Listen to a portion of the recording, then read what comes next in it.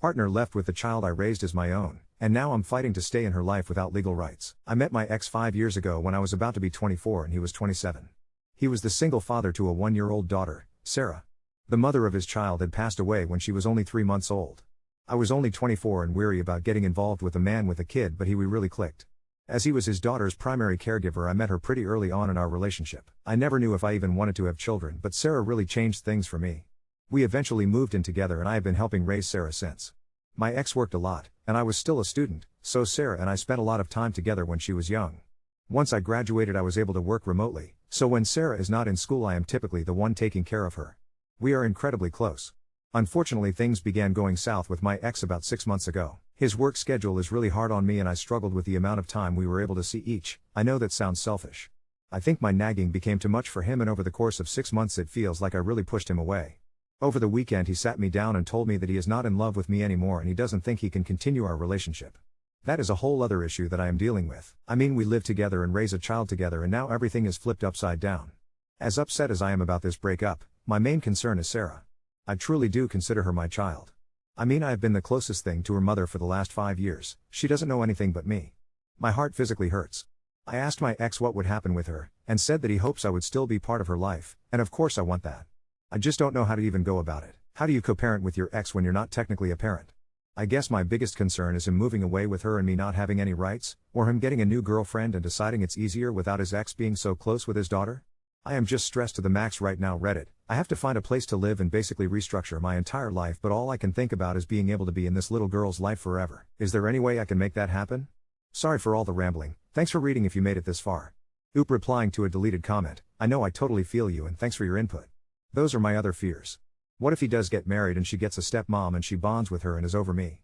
I also am worried about seeing him with another girl, but that mainly my own jealousy, and I think I could work through it for Sarah. I considered just telling him it'd be easier for a clean break, because maybe that would be easier for Sarah, but at the same time I am all she's ever known. We've spent more time together than her and her father these last 5 years and I am scared she'll be mad at him and hurt and not understand. Hell, I am mad and hurt. I don't want her feeling this way ever. Sorry, I'm just putting my thoughts into words and I am getting more nervous. You don't have any legal rights to her. The only way to get them is if your ex agrees to let you adopt her. At this point I'd guess that's not on the table. Please realize, as heartbreaking as it is, chances are there will come a time when you will be pushed to the back burner. There is little you can do about this. I think certainly trying to stay in her life is good. And if you see the writing on the wall, for her sake, do what you can to ease your way out instead of disappearing. Do you think your ex would be amiable to going to family counseling to get a professional opinion on how to structure this? As a true life story, my kids bonded with their dad's second wife quite a bit. She was in their lives from 2 to 5. She left one day and never contacted them again. To this day, 5 years later, they still bring her up and are clearly hurt. This is with 2 involved parents in place. My heart breaks for you and your little girl. Oop, maybe family counseling is good. Your comment breaks my heart. The last thing I ever want to do is disappear and have Sarah thinking that I didn't love and care about her. I truly consider her my child and don't know if I will have any others. I think that maybe my best bet is to figure out how to peacefully transition out of her life, but even typing that makes me feel like I can't breathe. How do you spend all your waking hours thinking about, worrying about, and caring for a child for 5 years and then you have to just walk away? It feels like this isn't real life yet. So my cousin was in this situation some time ago. She basically was raising her boyfriend's 2 kids because he was a shitty parent. They were together for years but she finally got sick of him and left. She felt bad about the kids though because they called her mom and loved her. She tried to call them and take them out when she could so that they could keep in contact. Now she is married and has her own kids, but is still important to these kids, now adults. One of the girls just had baby and my cousin was the person she called when she had questions about her pregnancy and my cousin was there when her kid was born. You won't be able to be her mom because you aren't her mom. You should still be there for her like an aunt or a close family friend. Hopefully she understands you care and wants to keep in touch with you. Update 1. So for the last week my ex has been staying with family when Hess not at work and we have been sharing time with Sarah. We met up this weekend to talk about everything and our life plan. He basically said that he does still love me, but that his schedule is just not something that can change for him anytime soon. I am trying to be understanding and supportive, because I do want to be with him and Sarah. We are going to look into counseling for us as a couple, and also family counseling for the 3 of us. I did bring up legal adoption of Sarah. I was shocked when he said he was thinking of the same thing. He said that no matter what happens with us as a couple he always wants me to be a parental figure to Sarah. We had both hoped that someday I would adopt her, we just didn't see us breaking up or it becoming an issue. I am so glad we are on the same page about that. I am over the moon and we're going to meet with a lawyer on Friday to get the ball rolling on that. I am hoping that this relationship can be saved because I really do feel like I have a family with them. My number one priority throughout this has been Sarah, and can't even explain how happy I am that I will get to legally be her parent. I know I won't ever be her mother, but I'm glad that we will be together no matter what. Thanks Reddit. Sorry this is kind of all over the place. We're still figuring everything out, but I wanted to update. Edit, thank you so much for all your comments. This got bigger than I expected. Thanks for all the kind words. To people think that I am being taken advantage of for free childcare, please realize that I've happily cared for Sarah for the last 5 years and have no problem continuing to do so. To whoever gilded me for this, thank you so much. If you legally adopt Sarah but he maintains custody, would you be required to pay child support? My ex works in a field that has him out of town for anywhere between 3 days to 3 weeks a month.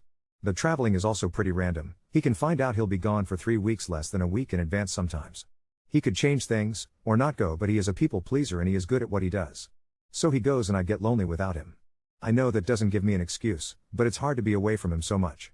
Maybe I am too clingy, I don't know. When he is in town he is working 10 to 14-hour days, and when he comes home he is exhausted, totally understandable. But when I only see him for an hour to eat and then he's off to bed, it's like he's not there. I love this man, and I could deal with this for a while, but not forever. He loves his job though, and he doesn't see this schedule changing anytime soon. He says that he loves me too and that he does want to make me a priority, but it's hard for him too. Moved out was extreme. He really just took some clothes and has been staying with family. We've been in touch, and I do believe he loves me, but he said it got to a point where coming home didn't feel relaxing because I would either be trying to cram any activity I could into the small amount of time we had together, or I was moping because he was leaving again soon. Update 2. I'm running on fumes and adrenaline and feelings I can't name, but I wanted to write this down while it's all still, sort of in the air around me. We met with the lawyer on Friday. It was one of those little old converted house offices with slanted floors and a bowl of stale peppermints. I had done my hair for no reason, like the judge was going to come out of a closet and ask me why I thought I should be a mother, and I wanted to look like I had it together. The lawyer was kind and very direct. He listened to everything and then said the thing I didn't want to hear, which was that step-parent adoption is the cleanest path, and it usually requires being married. He said there are second-parent adoptions in our state, but they're not common and they're typically granted to couples who are together and stable, and a judge is going to have questions when the paperwork also says we are no longer dating and may live separately. He wasn't shutting the door, he was just being honest, which hurt in that good way honesty hurts. He gave us other options: a durable medical power of attorney for Sarah so I can make decisions if he's out of town. Educational rights so the school talks to me like I exist. A co-parenting agreement that we could file with the court that lays out that I have parenting time and decision-making when she's with me, and that I've functioned as a de facto parent for 5 years. He said judges are human. Sometimes they read something like that and understand what a family is even if it doesn't look like a form. Sometimes they don't. He told us to be ready for both. I walked out holding a blue folder full of papers with my hands shaking like I'd just taken an exam I studied for and still guessed half the answers. My ex squeezed the back of my neck in that absent-minded way he does and said we'll do all of it. Every piece we can do right now. So we did. We signed the medical POA and had it notarized right there in that office with the stamp that goes K-chunk and feels like a door closing and opening at the same time. He signed a letter authorizing me to pick her up and make educational decisions, and we emailed it to the school nurse and the secretary with a picture of us smiling like criminals holding a newspaper.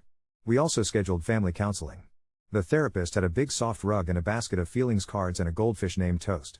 She talked to us first without Sarah and then with her, and I'm not proud to admit I cried more than any 6-year-old should have to watch. We told her together, in the words the therapist practiced with us. Some grown-ups who love each other very much decide to live in different houses. We will still both love you the same amount. We will still take care of you. Sarah said, very matter of fact, so I'll have 2 houses like Aurora, and then looked at me and asked, are you still my always grown-up? I nodded so hard my neck hurt. The therapist gave her a calendar and stickers and we made a plan Sarah could see. I learned that a lot of this, for a kid, is just about needing to know what Tuesday looks like. We extended the lease for 6 months. That was my ex's idea. He said it didn't make sense to uproot her in the middle of the school year and it would give us time to breathe. He's staying with his mom when he's in town and taking a little bag back and forth like a teenager. I feel guilty and grateful and also weirdly like a squatter in my own life. I moved the bed to the other wall just to make the room different and cried into a pile of clean laundry for a while because it smelled like him and sunscreen and Sarah's apple shampoo. He got called out of town Sunday night for what was supposed to be 5 days and turned into almost 2 weeks. I had Sarah full time. I know how to do that, it's muscle memory by now. But it feels different when you're not doing it as a couple. The first night she woke up at 1:30 because she had a nightmare that our house split open like a book and I couldn't find her. I laid on her floor with my hand under her mattress until my fingers went numb and whispered the whole time about how sometimes houses get bigger and make space for everyone and nobody falls out. The next morning she was fine and ate 3 pancakes and 20 strawberries and sang a song about geckos in the car like none of us had ever had a feeling in our lives. On Thursday the school called because she had a meltdown at recess. She didn't want to line up to come in and kept saying she didn't know which house her cozy things were at. I left a Zoom meeting mid-sentence and drove there in my slippers. I sat on the little bench by the nurse's office and she climbed into my lap and let me wipe her face with these sad brown paper towels. The assistant principal said, "Mom's got it," and I didn't correct her. On the therapist's advice, we made a shoebox mailbox for each house that night and she wrote notes to future her. "Dear Sarah, on Tuesday, your cozy things are under your blue blanket and your socks are in the drawer with the dinosaur. From, Sarah." On Thursday. I put one note in my wallet like a talisman. And then the hospital thing happened, which makes all that paperwork feel like it was a prophecy. On the second Tuesday he was away, she spiked a fever out of nowhere and started breathing fast. It wasn't dramatic, just that soft barking sound that makes you think of every terrible nighttime pediatric story you've ever heard. I threw shoes on both of us and drove to urgent care at 9:47 p.m. with my hazards clicking like a heartbeat. They asked me for consent and insurance and a parent. I handed them the blue folder. The receptionist looked at the notarized paper, made a face like "I hate this state," and then said, "Okay, you're good," and printed labels. It was croup. They gave her a dose of steroids and a dinosaur sticker and told us to sleep with the window cracked a little. I called him from the parking lot with the dome light making everything look like a movie, and he answered on the first ring from some hotel hallway, and I heard his breath catch when I said, "We're okay." He kept saying thank you like I'd done something heroic when really I'd just done the thing I do, which is be there. 2 days later, from wherever he was, he emailed the lawyer to set up his will. He told me when he got home that if anything ever happens to him he wants it in writing that I'm her guardian, not his mom, not anyone else. Hearing that felt like the air changed pressure. We met with the same lawyer again this morning and there was that stamp sound again and my name next to the word guardian on a piece of paper that I folded and unfolded until the creases made a crosshatch. I am not trying to manifest worst case scenarios, but I cannot describe what it does to the panic in my chest to have that plan. We also learned something else from the lawyer after he did more digging. There is a path in our county for what's called allocation of parental responsibilities to a non-parent with parental consent. It's not exactly adoption. It doesn't change birth certificates or anything. But it's a court order recognizing me as someone with decision-making authority and scheduled parenting time, not just a babysitter with a folder. He said judges look at stability and bond and the best interest of the child and the agreements of the adults. He said, if you are prepared to be very boring for 6 months, no big moves, no new romantic live-ins, consistent schedules, you have a decent shot. Boring sounds like heaven right now. We had to do fingerprinting and background checks. I had to dig up college addresses I barely remembered and make a list of every place I've lived since I was 18. A social worker is going to do a home visit. I cleaned like an insane person, scrubbed baseboards no one has ever looked at, and threw away every orphaned Tupperware lid. Sarah helped by making a sign for the door that said "Welcome social worker." I made cookies. She spelled worker woker and was mortally offended when I tried to fix it, so it stayed. The other new thing, his late girlfriend's sister reached out. I didn't know this was going to be a part of the story until it was. He told me on our porch with his hands jammed into his hoodie pocket, eyes on his shoes, like a teenager again. He said she found him on Facebook a couple months ago and he hadn't answered because he didn't know what to say, but after all this he felt like he should. I had a hot flash of something mean and ugly and then it passed and all I could think was that Sarah deserved every thread of her story. So we wrote back together. The aunt lives 2 towns over. She has a little boy. She wanted to meet if it's appropriate and safe and not confusing. We did it careful. We told Sarah she was going to meet her mommy's sister at the park on Saturday. We met by the swings on a day that felt like fall was trying to talk itself into being winter. The aunt looked so much like pictures of her mom that I had to swallow around it before I could say hi. She brought a small locket with a photo of Sarah's mom inside and showed it to her like it was something holy. Sarah kept opening and closing it and asking, "Did my mommy like pancakes? And was my mommy nice to dogs?" And the aunt told her that her mom was loud when she laughed and sang in the car and had a scar on her knee from falling out of a tree. I stood there holding the handles of the stroller we don't have anymore like I needed to hold onto something. It felt like I was being unstitched and put back together at the same time. We left with tentative plans for short, regular visits and boundaries and a text chain. It's another person to love her. It's also another layer of feeling like I'm sitting in a chair with 3 legs. He and I are still in therapy. We had a session just the 2 of us on Tuesday and for the first time he said out loud that when I would cry about him leaving for trips, it landed for him like he was failing at 2 jobs at once. And I said that when he didn't text me goodnight or how was your day from hotel rooms, it landed for me like I was invisible on purpose. The therapist kept saying you're both telling the truth, which is such a silly sentence and also the only one that felt true. We aren't back together. We went for a walk after that session and talked about the cardinals that keep showing up in our backyard and which neighbor definitely steals our trash cans. It was easy and also completely different than before. He asked if we could try dating without promising anything and I said maybe when I can look at him and not calculate what day he leaves I will be ready to try that. He nodded and didn't push and that felt like a new muscle. And then because this life apparently has a flair for timing, he got offered a promotion yesterday. It's the thing he has been killing himself for, except it's based in another state. Less travel, more predictable hours, a team that would report to him. It would mean moving by summer if he takes it. He told me he won't take it if it means losing me and Sarah as a family, and then he said something and I'm writing it here to remember it exactly. He said, "I want you there not because I need a helper. I want you there because you're her parent and you're my person in this world even if we're not together. He said he would help with movers and deposits and anything and that we could set it up however made me comfortable. He said if I want to stay here, he will stay here. He said he wants to make choices for the three of us, not just the job for once. I told him the truth, which is that I don't know yet. I have a job I can do anywhere, technically, but the idea of leaving the street where I can name every dog and the pediatrician who knows Sarah's birth weight, and the therapist with toast, and the school nurse who knows my face, it makes my chest hurt. It also made me realize how absurdly lucky I am that these are the things making my chest hurt and not a courthouse telling me I can't see the child I have raised. That's not lost on me. The home study is scheduled for next Thursday at 4 p.m. The social worker wants to talk to each of us separately and then to Sarah. I asked Sarah what she wanted to tell the social worker and she said, I'm going to tell her that I have 2 houses but they live on the same street in my heart, and I swear to God I had to sit down on the floor of the kitchen because my knees didn't work. We put the sign back on the door. We bought a plant because I heard somewhere that plants make houses look like homes. It's already dying, which feels on brand. There was a hiccup this morning because of course there was. He thought I had pickup. I thought he had pickup. I got a call at 3:17 from the aftercare saying, is someone coming? And I felt that cold flush of failure like I'd dropped a baby. I was there by 3:35 and Sarah was fine, drawing a haunted looking horse, but I sat in my car afterward and yelled into a hand towel for exactly 40 seconds. We downloaded one of those co-parenting apps the therapist recommended that color codes pick up and drop off and has a little heart icon for message seen. I don't know why seeing the heart makes me feel less like I'm going to be abandoned at any moment, but it does.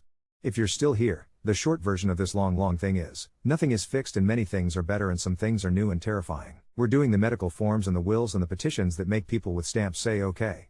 We're doing therapy on Tuesdays. We're meeting pieces of her that belonged to her before I knew her. He's deciding about a job that could make him the man he is when he is happiest and also means I might have to leave the place where my life has a shape. I'm sleeping on my side of our bed. She's sleeping with the locket under her pillow. I can feel the ground moving and for once it doesn't just feel like it's slipping out from under me. It feels like maybe it's shifting into something that can hold us if we're careful. I'll update after the home visit and when I know more about the court date. I'm scared and I am also this weirdly steady kind of hopeful I haven't felt since before all of this started. Sarah drew a picture tonight of 3 stick people holding hands and 2 little squares behind them and wrote my homes. I put it on the fridge under the magnet that looks like a grapefruit and stood there like an idiot smiling at it. That's what it feels like right now. 2 little squares and both of them ours. Update 3. The home study started at 4:03 because of course she was 3 minutes late and I had already convinced myself that meant she had Googled me and found a picture where I look like someone who forgets to feed children. She knocked very gently, like she didn't want to startle the house, and Sarah yelled the social worker is here so loudly the dying plant fell over. The sign stayed. The misspelling stayed. I had baked cookies that were somehow raw and burned at the same time, and I put them on a plate I never use because it has a chip that looks like the state of Florida. The social worker took off her shoes without me asking and said, I like your magnet, which is the grapefruit one, which felt like a good omen for reasons that don't make sense. She was not scary. She was so normal that it almost made me mad for all the baseboards I scrubbed. She asked to see Sarah's room first. Sarah had made a tour. She showed her the mailbox, the Tuesday calendar with stickers, her cozy things drawer, the locket which she kept opening and closing like a secret you can share 100 times. The social worker asked if she had 2 houses and Sarah corrected her, polite and devastating. I have 2 homes. Then she made the social worker sit on the rug and meet Dynadon, her stuffed dinosaur who wears a headband now because he's growing out his hair. Then interviews in the kitchen, separate. He went first. I stacked and unstacked cups and drank water like it was an activity until she came back for me. She asked the kind of questions that sit down next to you instead of standing in front of you. How do you discipline? What does a bad day look like here? What does a good day look like? Tell me about the first time you realized she was yours. I said plums and a pink sun hat and a tiny hand in the grocery store and a song about geckos. I said the day she threw up on me in Target and didn't cry because she trusted I would make it okay. I said croup in a parking lot and a blue folder with a stamp that goes K-Chunk. She asked about the promotion and the possible move and whether we understood the judge would want to know about stability. I told her the truth, which is that we are building a version of boring on purpose. That there are no live-in lovers, no late-night blow-ups, just a lot of laminated calendars and alarms for pick-up and drop-off and a drawer of Sharpies that all right. She nodded like maybe we're doing it right. She talked to Sarah alone for a little bit at the end. I sat on the other side of the wall and watched the daddy longlegs try to make decisions about a corner, and it felt like my heart was holding still, to listen. When they came out Sarah was wearing the social worker's glasses and the social worker was wearing Sarah's headband. She said, quietly, she's very clear about who her grown-ups are, and I had to look at the floor because if I looked at her face I was going to embarrass everyone. We did not die. The plant did not either. It got a new leaf. I keep checking on it like it's going to say something reassuring. The next thing that happened was the courtroom. It is always colder in those rooms than it needs to be. The benches are designed by someone who hates spines. The judge was a woman with silver hair who looked like she could make a paper airplane fly all the way across the world. Our lawyer did most of the talking. He used words like de facto and standing and best interest, and my name next to allocation of parental responsibilities looked like something I had stolen and might get away with. The judge asked him, point blank, if he consented. He said, yes, Your Honor, in the voice he uses when he orders pancakes for Sarah and always remembers extra syrup. She asked about relocation and he said he would not make any moves without informing the court and the other parent. I think that was the first time anyone at any table called me that without pausing. My throat did that hot sting thing, and I stared very hard at a wood grain that looked like a whale. We left with a temporary order. It has my name on it next to words that mean I can sign permission slips and take her to the dentist and sit in a principal's office and not feel like a thief. It says she's with me these days and with him those days and how we tell each other when soccer practice changes. It says we won't disparage each other, which we already don't, but it felt good to have a judge write it down like a rule of science anyway. The clerk slid the paper across the counter and said, congratulations, and I cried into a damp mask in a hallway and then laughed because crying and laughing out of the same hole is rude. His mom called that night. She's been trying so hard to be careful with me that it sometimes feels like we're both carrying a full glass of water across a tightrope. She asked if we could have coffee, just us. We went to the diner with the sticky menus and the kid-level napkin dispenser, and she said, I found out about the will, and then she twisted her napkin into a rope and said, I felt like I was being erased. I told her everything I knew how to say. That it isn't about before, it's about after.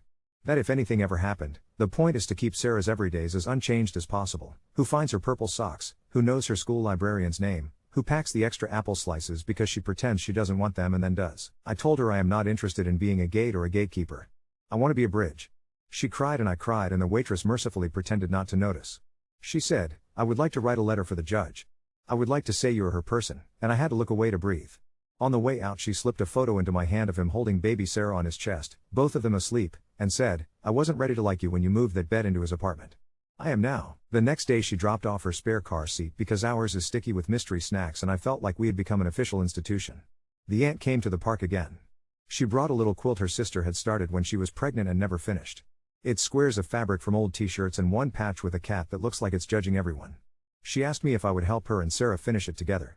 I said yes before she finished the question. She said she would also like to write a letter for the court, that she can't give the judge more DNA but she can give the judge truth, that I am the person who has been in the room making sure the lights get turned on and the teeth get brushed and the screaming is about losing a shoelace, not about losing a life. I went home and put the quilt top over the back of the couch and it looked like something people do in houses where they're staying. There was a school thing that just about undid me, but in a good way. There's a Muffins with Moms coming up, which the school now calls Muffins with Your Favorite Grown-Up because someone smart complained. Sarah got the flyer and presented it to me like an invitation to Buckingham Palace. You're coming, she said, and then she added, very businesslike, we can bring one person, but I think 1.5 would be okay. She wanted to make 2 crafts, one for Mom in the sky and one for me. I texted the aunt and we made a plan for later that weekend to do a little balloon thing in the backyard with a note. The therapist gave me a script so I wouldn't turn it into a funeral for the entire neighborhood. The night before the muffins we baked at 10 o'clock because I read the flyer wrong and thought we were supposed to bring something, then realized the school provides the muffins, laughed until we cried, and ate 2 on the floor in our pajamas anyway. At the event she led me around by the hand like I was the one who needed not to get lost and introduced me to her classmates as my always grown up, and I could feel my cheeks go hot like I was 16 and someone said I was pretty. She made a card with a lopsided heart that said for my mom who lives in the sky, and we put it on the counter next to Toast's picture the therapist printed because Sarah wanted to make a shrine that made sense only to her. After school we went to the backyard and let the balloon go, only it snagged in the oak tree and we started laughing so hard because grief is ridiculous sometimes, and then a cardinal landed on the fence like the universe had a sense of dramatic timing. She whispered, she got it anyway, and that was enough. We did one stupid, perfect co-parenting thing this week that I want to remember because it felt like we were a team. Sarah lost her first tooth in a booth at the burger place, which is exactly how her life should be. It popped out into her French fry basket and she screamed like she had won the lottery. We got home and she got very serious and wrote a note, Dear Tooth Fairy, I have 2 pillows, please check both. We put it in the mailbox and I pinged him on the app and he sent back the little heart and then a fairy emoji. He is learning. The Tooth Fairy left the same shiny gold dollar at both houses and a tiny trail of glitter that I am going to be vacuuming up in 2047, and Sarah woke up and said, solemnly, she is very organized, and I have never felt more seen. He got more information about the promotion.